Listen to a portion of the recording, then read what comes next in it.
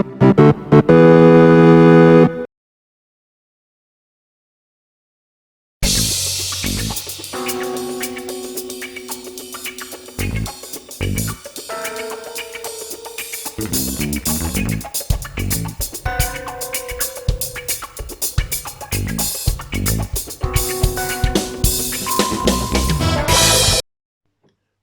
hello there YouTube and welcome to a random review.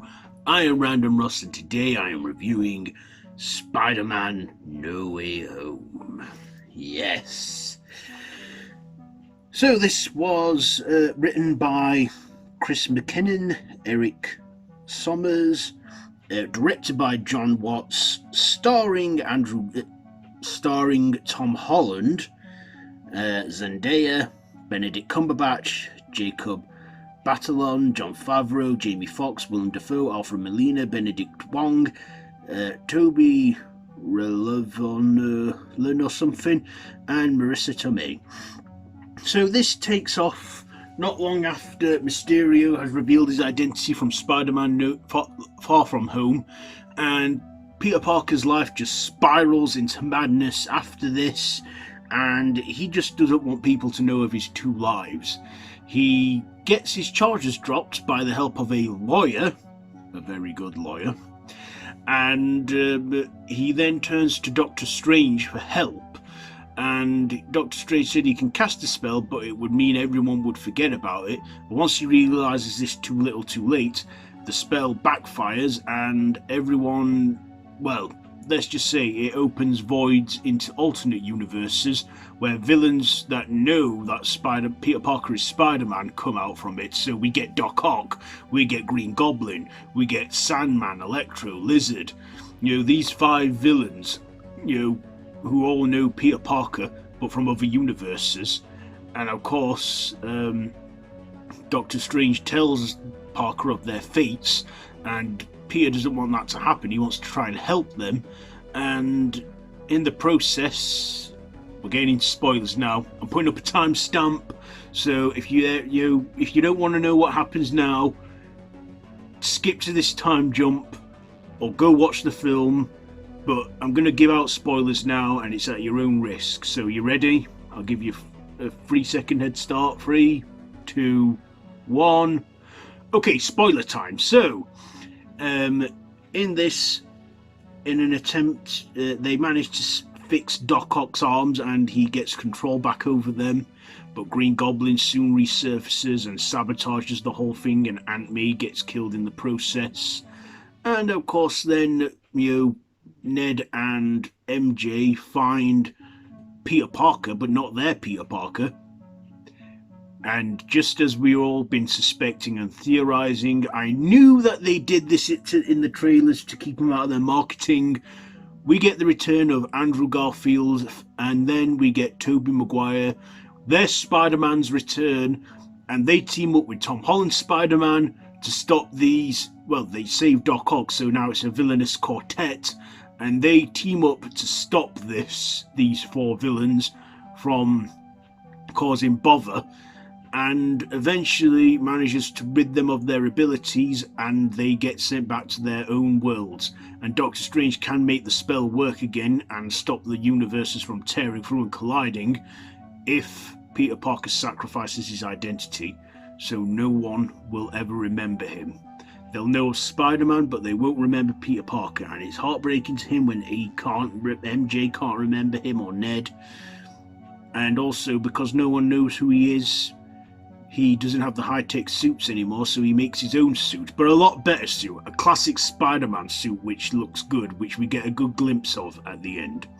And of course there is the mid-credit scene. If you watch Venom Let There Be Carnage, we see Eddie Brock in a bar with his Venom symbiote, and then he gets teleported back to his world when Doctor Strange has fixed everything, but a little bit of the symbiote remains, leaving us hints of what's to come next, because we are getting more of this.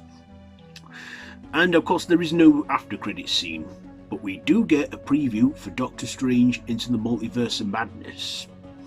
So yeah, and before we finish with the spoilers, I just want to say the return of Tobey Maguire and Andrew Garfield brilliant. I loved it. I love that they came back into it. Both of them acted as they popped off set for 2 seconds and they still got it. Also, that really good lawyer of Peter Parker's, Tony Cox. So Daredevil still exists in the MCU.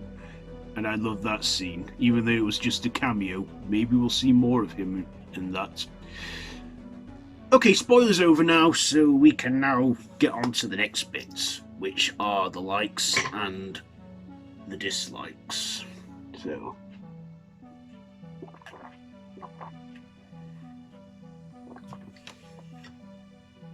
yeah, just having a drink of water because my voice is beginning to strain. Spilt a little bit of water here and there.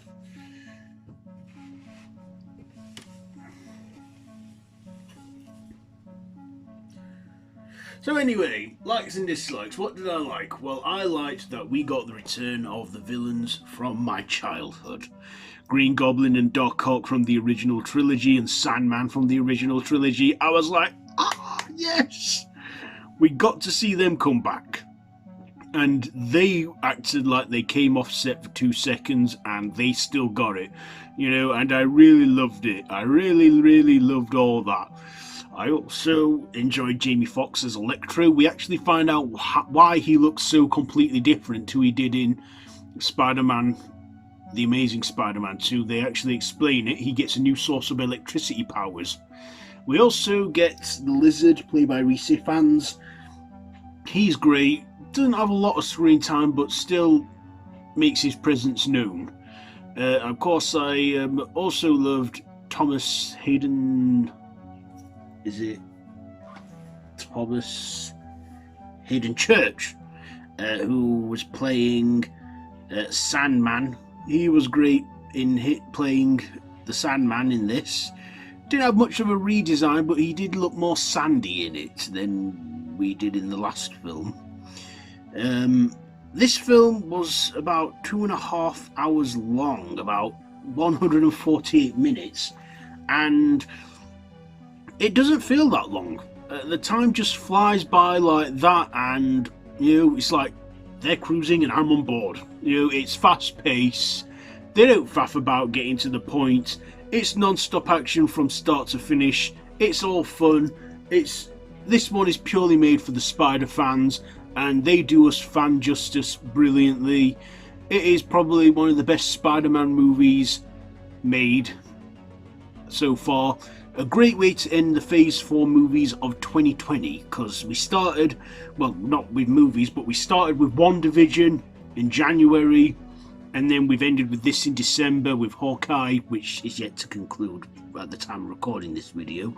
But yes, Spider-Man Far From Home, so worth it. I enjoyed every second of it. I'm so over the moon with what they did with this one.